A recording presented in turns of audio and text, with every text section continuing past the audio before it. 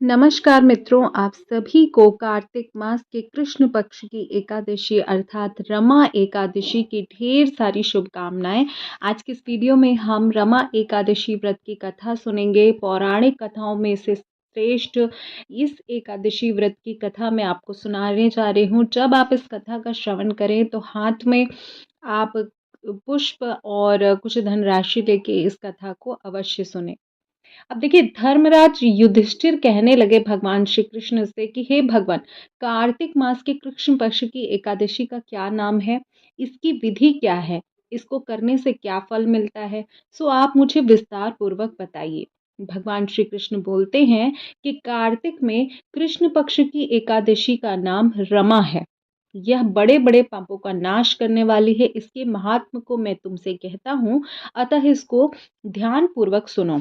हे राजन, प्राचीन काल में मुचुंद नाम का एक राजा था। मुचुकुंद करके एक नाम का राजा था और इसकी कहानी आपको कहीं और 3-4 जगह भी मैंने यहाँ पे सुनाई है, आप वहाँ पर भी सुन सकते हैं। मुचुकुंद जो नाम का राजा था वो काफ़ी विख्यात था, कई कहानियाँ उससे संबंधित है। उसकी इंद्र की मित्रता थी और साथ ही यम, कुबेर, वरुण और विभीषण भी उसके मित्र थे। यह राजा बड़ा धर्मात्मा, विष्णु भक्त, न्याय के साथ राज करता था। उस दिन राजा की एक कन्या थी। उसकी जो मुचुकुंद नाम का राजा था, उसकी एक कन्या थी जिसका नाम था चंद्रभागा। उस कन्या का विवाह चंद्रसेन के पुत्र शोभन के साथ हुआ था। एक समय में शोभन ससुराल आया। उन्हीं दिनों जल्दी ही पुण्यदायिनी रमा एकादशी आने वाली थी। जब व्रत का दिन समीप आया तो चंद्रभागा के मन में अत्यंत सोच उत्पन्न हुआ कि मेरे पति अत्यंत दुर्बल हैं और मेरे पिता की आज्ञा अति कठोर है। दशमी को राजा ने ढोल बजवाकर सारे राज्य में घोषणा करवा दी कि एकादशी को भोजन नहीं करना है।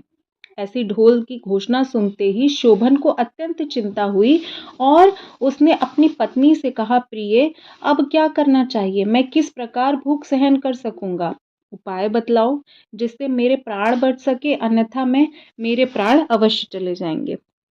इस प्रकार का वृत्तांत सुनते ही जो चंद्रभागा थी वो कहने लगी कि हे पतिदेव, हे स्वामी, मेरे पिता के राज में एकादशी के दिन कोई भोजन नहीं करता है और यही हमारे राज्य का नियम भी है। हाथी, घोड़ा, ऊंट, बिल्ली, गौ आदि भी तृण, अन्न, जल आदि को ग्रहण नहीं करते हैं। फिर मनुष्य का तो क्या ही कहना।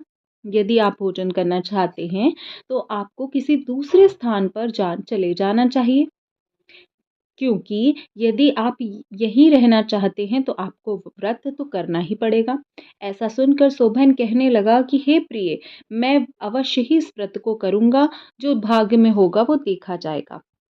तो इस प्रकार से विचार कर शोभन ने व्रत किया और वह भूख व प्यास से अत्यंत पीड़ित होने लगा।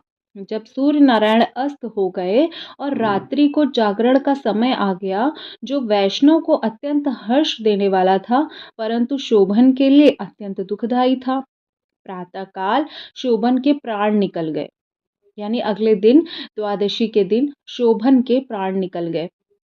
तब राजा ने सुगंधित काष्ठ से उसका दाह संस्कार करवाया, परंतु चंद्रभागा ने अपने पिता की आज्ञा से अपने शरीर को दग्ध नहीं किया और शोभन की अंत्योष्टि क्रिया के बाद अपने पिता के घर में ही रहने लगी, जो उसकी पत्नी थी।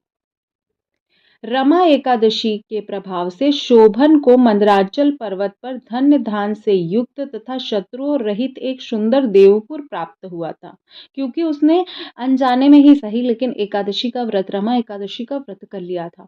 वह अत्यंत ही सुंदर रत्न और वैदुर्य मणि जड़ित स्वर्ण के खंभों पर निर्मित अनेक प्रकार के स्फटिक मणियों से सुशोभित भवन में बहुमूल वस्त्राभूषणों को छत्र चवन से विभूषित था।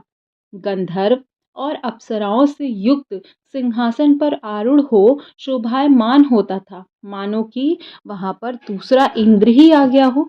ऐसा प्रतीत होता था कि मानो दूसरे इंद्र ही वहां पर हों। इस एक समय मुचुकुंद नाम में रहने वाला एक सोम शर्मा नाम का ब्राह्मण तीर्थ यात्रा करता हुआ घूमता हुआ उधर ही जा निकला।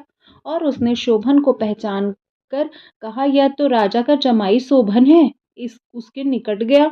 शोभन भी उसे पहचान कर अपने आसन से उठकर उसके पास आया और उसने प्रणाम आदि करके कुशल करके प्रश्न किया। ब्राह्मण ने कहा, राजा मुचुकुंद और उनकी पत्नी कुशल हैं, नगर में सभी कुशल हैं, परंतु हे राजन, हमें ये आश्चर्य हो रहा है कि आप अपना वृत्तांत बताइए, आप जीवित कैसे हैं और ऐसा सुंदर नगर जो मैंने कभी देखा नहीं न सुना, आपको कैसे प्राप्त हुआ।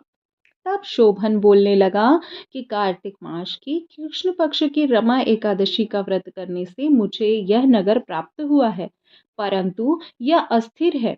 यह स्थिर हो जाए ऐसा उपाय कीजिए। ब्राह्मण देव कहने लगे, हे राजन, यह स्थिर क्यों नहीं है और कैसे स्थिर हो सकता है?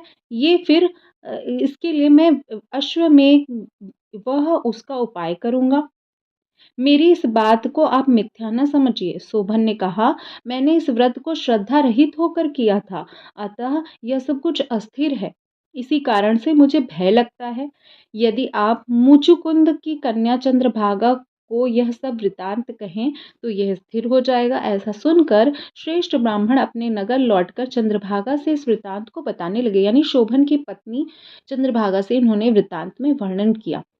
ब्राह्मण के वचन सुनकर चंद्रभागा बड़ी प्रसन्नता के साथ ब्राह्मणों से कहने लगी कि हे ब्राह्मण, ये सब बातें आपने प्रत्यक्ष देखी है या स्वप्न की बात कर रहे हैं आप? ब्राह्मण कहने लगा कि हे पुत्री, महावन, तुम्हारे पति को प्रत्यक्ष देखा है मैंने। शोभन वो राज करते हैं, साथ ही किसी से विजय न हो ऐसे देवताओं के नगर में उन्होंने समान नगर सम्मान के साथ वहां प्रतिष्ठित है।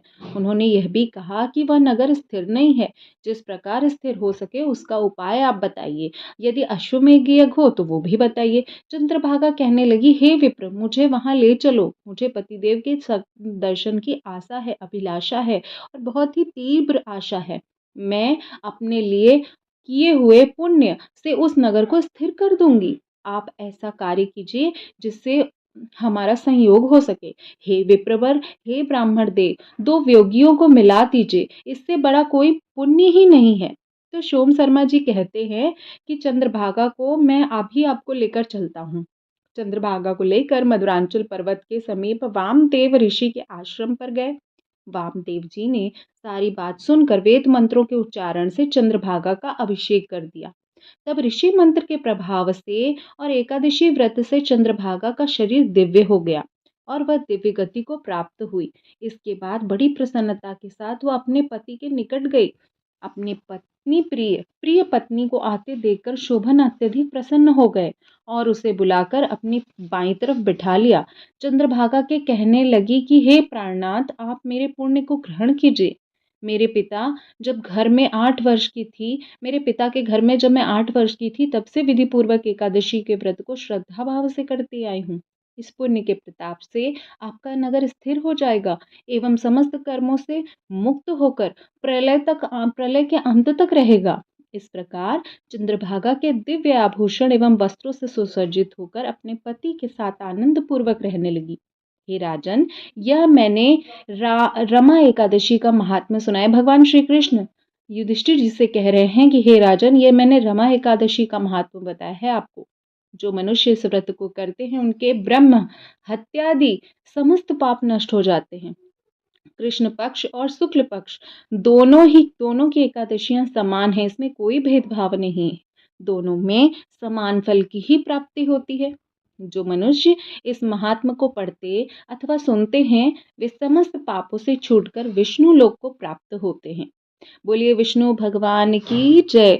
ये थी आज की हमारी रमा एकादशी की पुण्यदायिनी व्रत कथा। जो आपने पुष्प लिया है वो घर के गमलों में डाल सकते हैं। साथ ही साथ जो आपने धन लिया है वो आप मंदिर में कर सकते हैं, किसी कृष्ण मंदिर में या भगवान विष्णु के मंदिर में दान कर सकते हैं या किसी गरीब ब्राह्मण को भी दान कर सकते हैं। तो इस प्रकार से रमा एकादशी की कथा पूर्ण हुई। उम्मीद करती हूँ आपको कथा पसंद आई होगी, मेरे द्वारा वर्णन पसंद आया होगा। तो अगर किसी भी रीज़न पर कथा पसंद आई है तो लाइक शेयर ज़रूर कीजिएगा और चैनल पर पहली बार विजिट करें तो प्लीज़ हमारे चैनल को सब्सक्राइब कर लीजिएगा। आप सभी को रमा एकादशी के महत्वपूर्ण पर्व की बहुत ढेर सारी शुभकामनाएं।